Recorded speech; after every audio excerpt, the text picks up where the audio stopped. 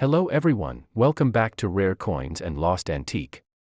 Today we are taking a quick look at the 1997 France 10 francs Lagrafule coin.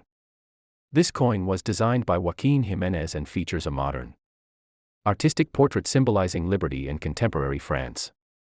On the front, you can see the stylized human face, while the back shows the denomination 10 francs, the year 1997, and the inscription République Française. The coin is made of nickel brass, weighs 6.5 grams, and was among the last French franc coins before the euro was introduced. Most 1997 10 francs coins are common, but uncirculated examples or coins with mint errors can be worth more to collectors. If you enjoy learning about rare coins and lost antiques, don't forget to like, subscribe, and share this video to support the channel Rare Coins and Lost Antique. Thanks for watching.